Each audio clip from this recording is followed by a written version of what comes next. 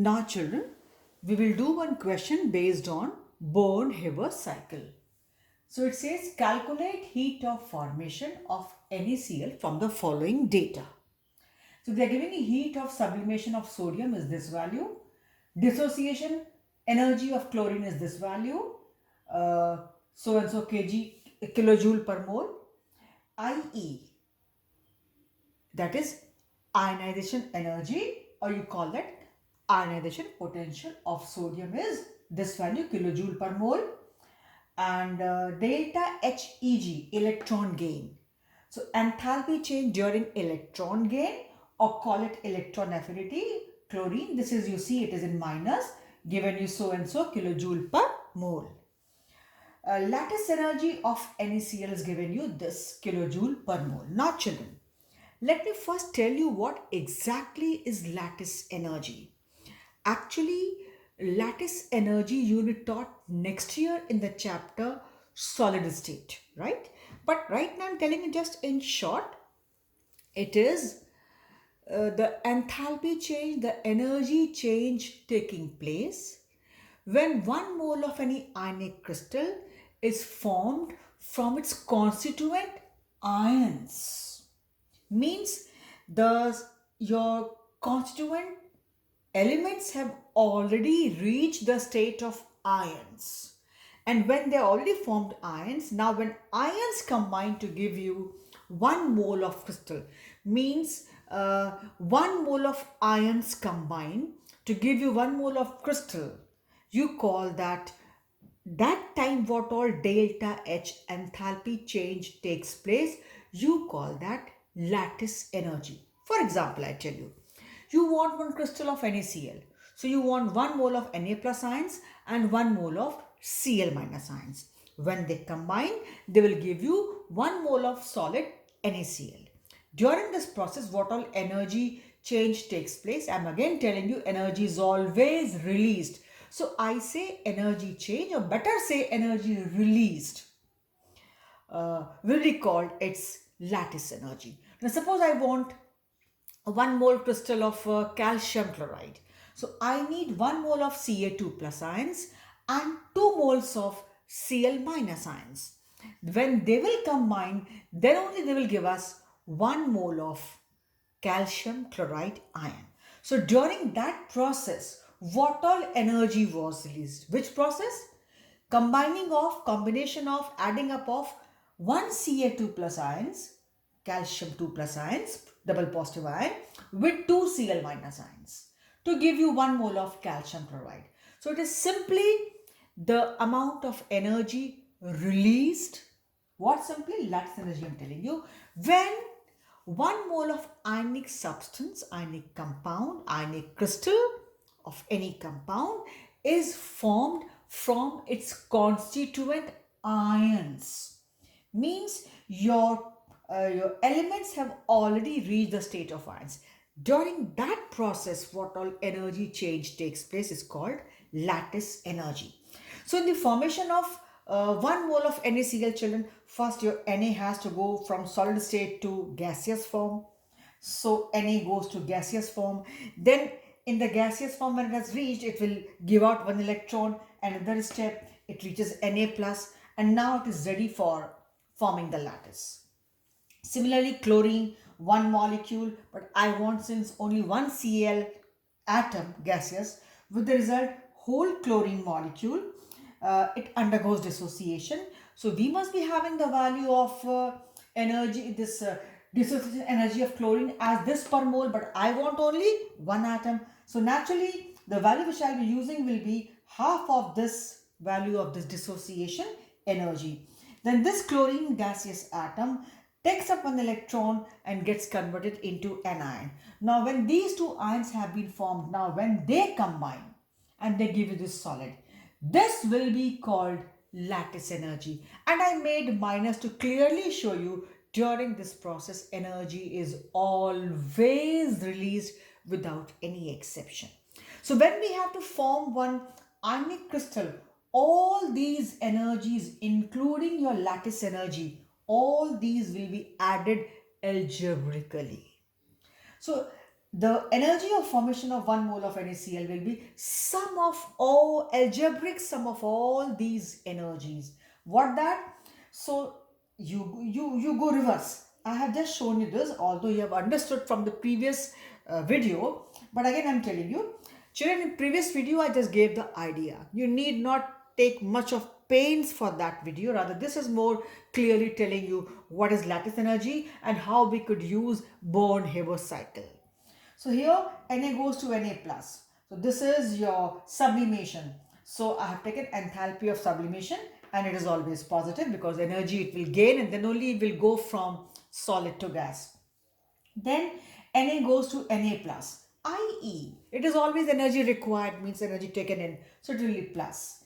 Then chlorine has to undergo dissociation and that to its half value because I need only one atom. If I would have been needing two atoms, like in case of your say I want to make calcium chloride, then I would have taken full value. This half would have not been required and I would have been having here 2Cl and 2Cl minus accordingly. So here I need 1Cl, so I took half the value. Then this chlorine atom goes to Cl minus. Here energy is always released because the electron is getting added up. When things get added up, means a kind of bond is being formed, energy has to be released in 99% cases.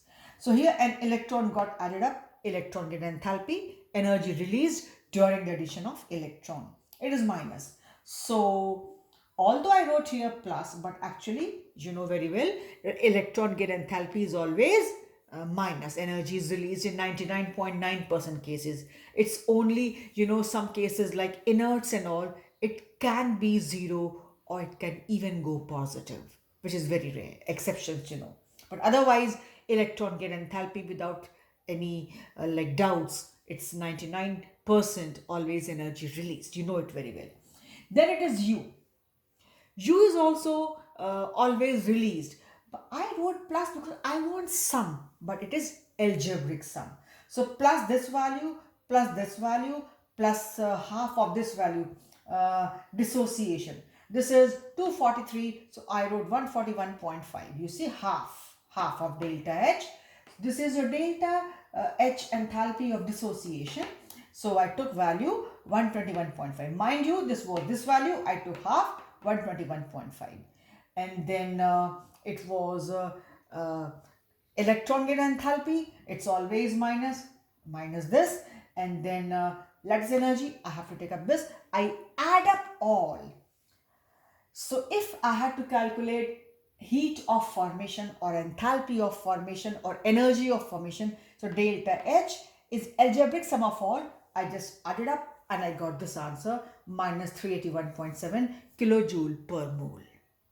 So children, remember when you add up all, so what happens, they might give you these so many values and one could be missing. And if they ask you to calculate either this or whatever, so one will be missing, you can have the whole equation breaking up like this and then you can find out the desired one. Although questions based on this are normally not asked, but you need to know if 1% you find it somewhere in any chapter, it can be in the chemical bonding or revising or even in your thermodynamics, it can be there, right? Because they can be simple question. It's 1, 2, 3, 4, 5 normally and 6 out of these 6 values. Rather 1, 2, 3, 4, 5, 6. They don't go beyond that. So out of these 6 values, children, it can be any one missing. So you can calculate that missing one. Out of 6, if they're giving you any 5, you can calculate a 6th one. But yes, it will be half or complete one, that you have to see. That will be depending upon your crystal being formed. For the last time telling you, normally questions based on this are not much asked. But even if you go through this again on your own, just try, you will get and you will understand. But no need to worry for many questions based on that. Again, I'm telling you, lattice energy is not addition of all these. Lattice energies, once ions are formed, they already have past those stages. Once ions are formed and when they are combining to give you 1 mole of ionic crystal, ionic compound, during that process, what all energy is released is called lattice energy. So if they give you all these values, maybe they ask you to calculate lattice energy or enthalpy of formation or whatever. But they cannot go beyond that. Had it been calcium chloride, it would have been calcium in that places, and here as it was given, so you need not have half that time because the whole value would have been used. One thing, because you needed 2 Cl minus ions. So it would have been plus 2 electrons, and if it was given this, it was for 1 electron, so it had to be into 2. Got my point? Electron gain enthalpy, which is there, it is for 1 electron. Where is that? This one. Electron gain enthalpy of chlorine I wrote, but that does not mean it is for chlorine molecule. It is per mole, right? And it's always for the atom, right? Children, this chlorine should not be confusing. This chlorine I wrote in short for spelling chlorine element. Because you know electron gain enthalpy is what? When when atom gains electron and gets converted into a gaseous anion. So it is not Cl2 that it's for 1 mole. No, it was for 1 atom of the element. 1 mole of the, because per mole, so 1 mole of atoms. You need suppose 2 atoms, 2 moles of atoms for calcium chloride. So it had to be into 2, accordingly. Had it been aluminium chloride, then you had to have this value into 3. Understand? Do you understand? Could you understand, children? So it depends upon. This chlorine should not be confusing as Cl2. This chlorine is chlorine. Okay, should I make it this way? Okay, I'll make it this way. Electron gain enthalpy of Cl. At least I can say this way. How? Because it is always for 1 atom. And what 1 atom? 1 mole of atom. So accordingly it goes. Understood, children? So electron gain enthalpy, this is there, right? Had it been 2 atoms, you had to multiply by 2. I made it more clear to you. That I wrote in chlorine short for the element chlorine. But actually, since 1 Cl atom does not exist, so better I should write this way. Okay. Understood? This is chlorine. So I wrote this way also, but chlorine is like this. So it is understood for 1 atom. So this way you can go, and had it been FeCl3, it would have been ferric ion, 3 plus electrons accordingly, and then 3 Cl minus. But that is too much. I'm again telling you, normally 90% one can be sure things are not asked from this portion, but still I gave you once go through and should understand. If one asks you, you cannot say no, you cannot ask. But every chapter has something important and something of B level, something of C level. So A level things are most commonly asked. It is among those B level things that may be asked, may not be asked, but not that much expected. So we are done with this, and on the coming turn, the next turn we'll start the new chapter, and that will be chemical equilibrium.